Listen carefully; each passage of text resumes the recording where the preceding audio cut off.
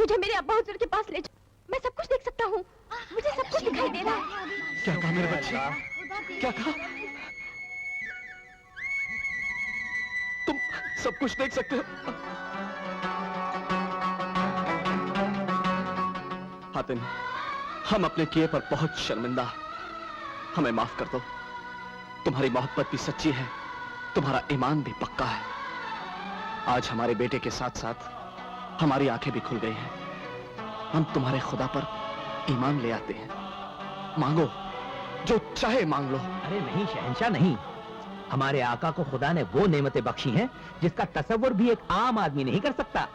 अब्बा हुजूर, सबसे पहले आपाजान को आजाद किया जाए। हाँ, हाँ, शाबाश मेरे बच्चे। मैं भी हुस्ना को रिहा किए देता हूं।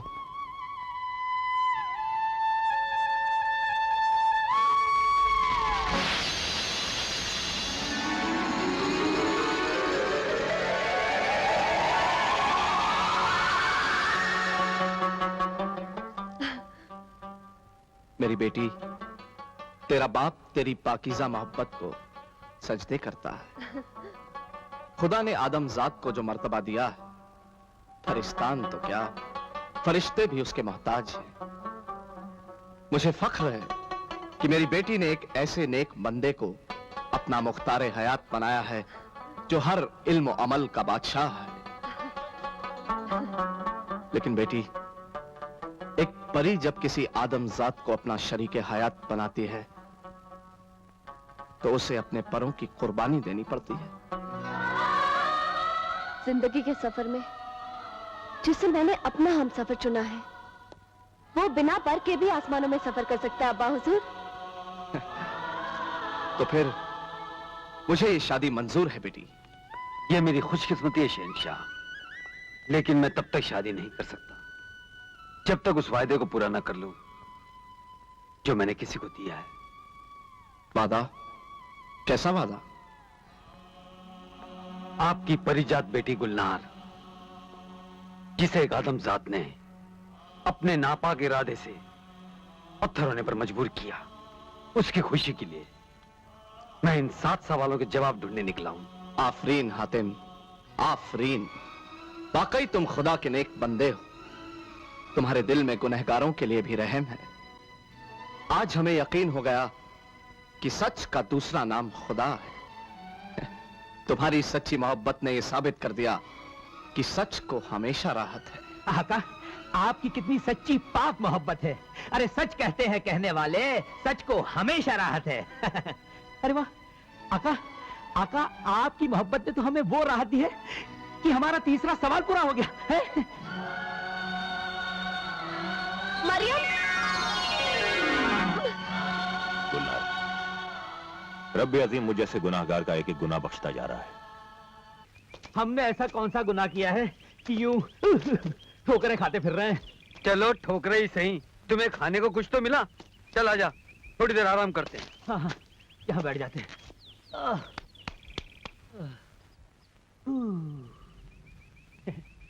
आका! अरे कौन हो तुम लोग और क्या चाहते हो? हम तुम्हें गिरफ्तार करने आए हैं। किस खुशी में भाई? ये हमारी मलिका सलोमी का हुक्म है। हम मुसाफिरों को गिरफ्तार करके उनके सामने पेश करते हैं जहां उन्हें एक इम्तिहान देना पड़ता है, और आज तक उस इम्तिहान में कोई बच नहीं सका। आका, ठीक है, तो फिर ले चलो तुम्हारी मलिका के पास। हम खुशी से चलने के लिए तैयार हैं। जवाब दो, पहले कौन हमारे इम्तिहान से गुजरना चाहता है, तुम या तुम? मैं नहीं मलकाए आलिया, मैं गुजरूंगा। आका, अभी तो आपको कई सवाल हल करने तुम हैं। चुप रहो नजरुल, इनके इम्तिहान से पहले मैं गुजरूंगा। जिंदगी खुदा की अमानत है और मौत पर किसी का इख्तियार नहीं। लेकिन इस वक्त तुम्हारी जिंदगी और मौत हमारे इख्तियार में है। अभी तुम हमारे कहर से वाकिफ नहीं हो। जिन पर खुदा की रहमतों का साया हो वो किसी कहर से नहीं डरते। तुम ही नहीं, तुमसे पहले भी हमने कई खुदा परस्त देखे हैं, लेकिन जब इम्तिहान की घड़ी आई तो उन्होंने भी हमारे कदमों में सर झुका दिया। ये वो लोग होंगे मलिका जिन्हें खुदा से ज्यादा अपनी जिंदगी प्यारी हो, लेकिन हातिम का सर वो सर है जो कट तो सकता है खुदा के अलावा किसी के सामने झुक नहीं सकता। अगर तुझे अपने खुदा पर इतना यकीन है तो उसका नाम लेकर कूद पड़ो इस आग के कुएं में। देखते हैं वो तुझे राख होने से कैसे बचाता है।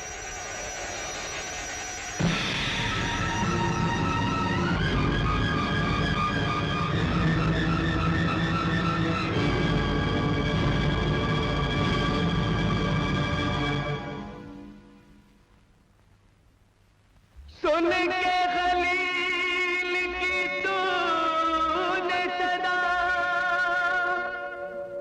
आतिश को गुलजार किया।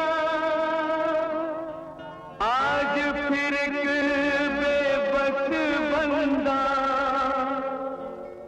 मांग रहा है तुझसे दुआ। बरसा दे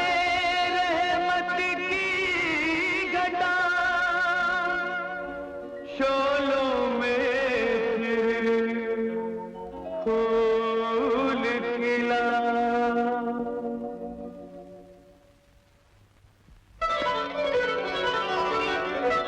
मुझे माफ कर दो हातिम, तुम सचमुच वो नेक बंदे हो जिस पर उसकी रहमतों का साया है। मलिका, अपने गुनाहों की माफी भी उसी से मांगो। वो हर खता बख्शने वाला है।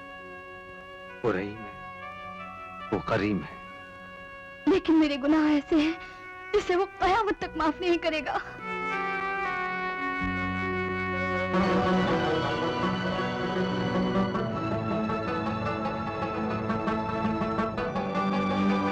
देखो और बताओ ये तस्वीर किसकी है? सुभान अल्लाह, कुदरत की कारीगरी का बेहतरीन नमूना। मैं यकीन के साथ कह सकता हूँ ये वही हसीन चेहरा है जिसे आपने इस नकाब में छुपा रखा है। लेकिन इस तस्वीर और मेरे चेहरे में वही फर्क है जो एक फूल और अंगारे में होता है। अगर मैं चेहरे से नकाब हटा दूं, तो तुम नफरत से मुंह फेर लोगे।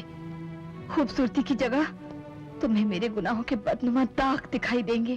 तो फिर मेरी भी जिद है मलिका, आपको अपने चेहरे से नकाब हटाना पड़ेगा। नहीं नहीं, जिद न करो हातिम, मुझे आज तक किसी ने बेनकाब नहीं देखा। लेकिन ये मेरी इल्तिजा है, गुजारिश है, पर याद है। देखना चाहते हो तो लो, देखो।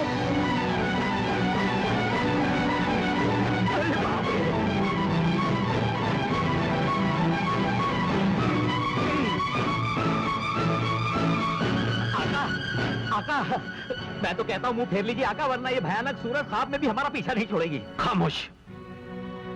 खुदा की बनाई हुई किसी भी शय से मुंह नहीं फेरना चाहिए। आका, क्या मैं पूछ सकता हूँ मलिका, आपकी ये हालत कैसे हुई? जानना चाहते हो मेरी ये हालत कैसे हुई? मैं कभी बहुत मगरूर और घमंडी थी। बेजुबान मासूम जानवरों पर जुल्म ढाना एक तरह से जैसे मेरा शौक बन गया था। एक दिन मैं शिकार को गई और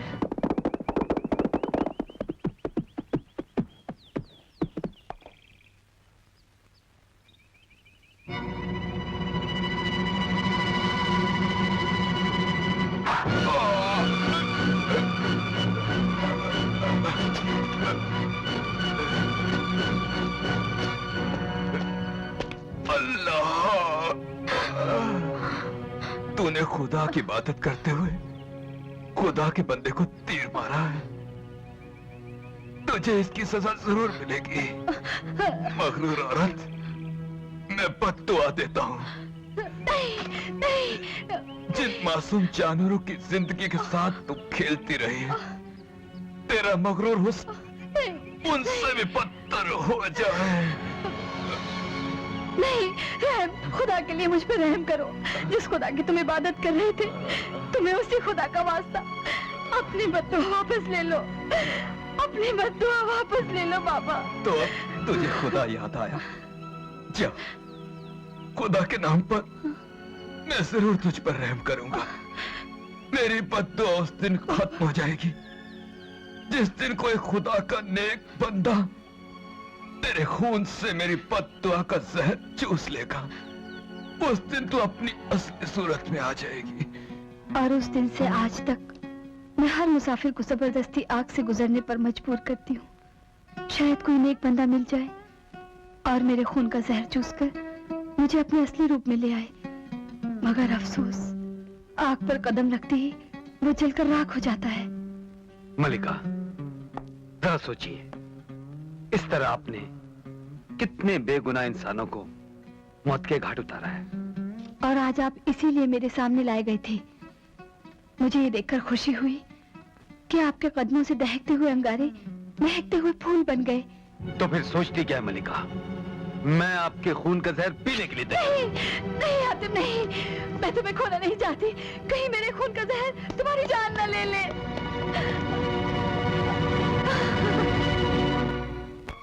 मुझे अपने खुदा पर पूरा भरोसा है। फकीर की बद्दुआ का जहर मेरे लिए आबे हयात बन जाएगा।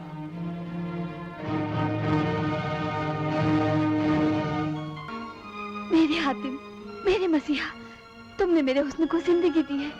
मैं अपनी सारी जिंदगी तुम पे निछावर कर दूंगी।